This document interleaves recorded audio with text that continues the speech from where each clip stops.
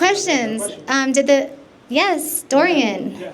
So, Mike, hell yeah, I love Mike. Hello. So I believe one of the best things to do to help optimize yourself is your sleep. You mentioned it, Dr. Sharma, your sleep hygiene. So I would like to know your guys' perspective on things people can do when they leave here, starting today, to help improve their sleep hygiene. Outside of, put your phone down, take your magnesium. What are some things people can start doing? So I'll start. Yeah, go ahead. So sleep hygiene is incredibly important. If we don't sleep, we go crazy very fast. Whether it's long term, we have an incredible ability to tolerate stress and accommodate and adapt. But sometimes our adaptive mechanism lead to mental disease, dysregulated metabolism, dysregulated recovery. Basically, our sleep is our ability to regulate our immune system, is our ability to reset and not only and offload the stress of the day, but also to regenerate. Deep sleep is when we have our lymphatic drainage, where the toxins in our brain are released and eliminated from the brain. So those don't cause damage to our neurons and cells. How do we achieve deep sleep? How much do we need? What we know in science so far is the optimal sleep is somewhere in that window of 7 to 9 hours for the majority of the population. It doesn't always apply to everybody. Some people do incredibly well with low sleep, but we have to see, are they doing incredibly well? Is their body also doing incredibly well?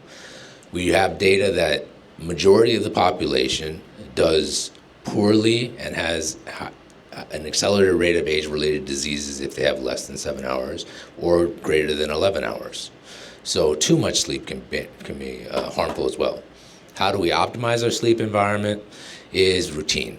Our body operates on routine. That means we all have an alarm to wake us up. How many of us have an alarm to tell us to go to bed? Are we scheduling our sleep?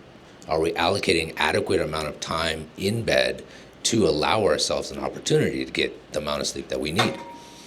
And a cold, dark environment is very important.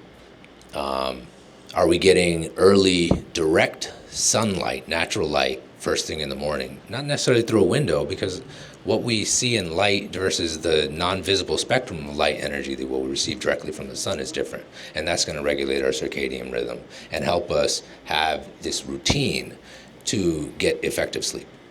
A cold, dark environment, when our temperature goes down, we can get into deeper sleep. Things in terms of, making sure you're breathing well while you're sleeping. Do you have allergies? Is there somebody else sharing the bed who's moving and affecting your sleep? Is there sound pollution? Is there noise pollution, movement pollution? Is the carbon dioxide level in your home higher than that's going to affect your sleep quality? Do you have indoor plants? Are you monitoring that? Do you have any sleep dysregulated breathing patterns? Do you have sleep apnea, snoring, nasal breathing issues associated with allergies? All of those can affect your sleep as well. So what can you do? First start with a routine. Schedule an alarm. Try to get a balance and get early light. If there's other things that are medically contributing to ineffective sleep, try to get those addressed.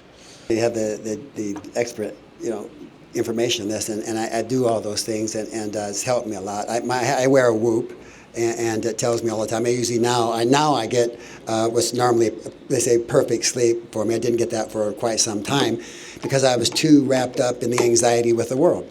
All right, so that's the one thing I do. I do the breathing at night. I do that. I go out first thing in the morning, the sunlight. I do what I call the rooster. I don't know if you're with that familiar is, but it's a certain kind of breathing that takes in deeper breaths, et cetera, et cetera. But the real change for me happened about 3 years ago when I let go of the worry and the anxiety. Anxiety drives us into unbelievable health situations.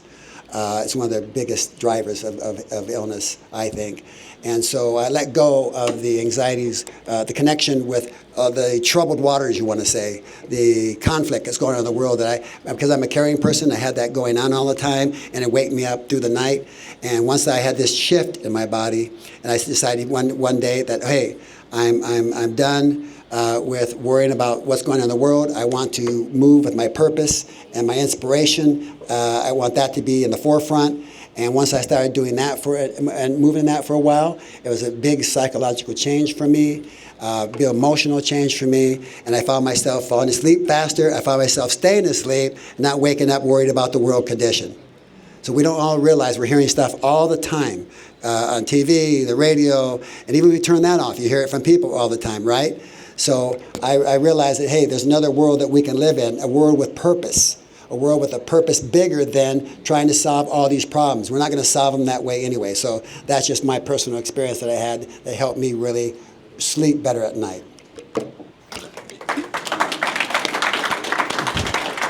Yeah. I think the only thing I really want to add to that is actually something that kind of sits in the intersection between what the two of you just said. One can always get too anxious about doing something exactly right, and one probably shouldn't do that.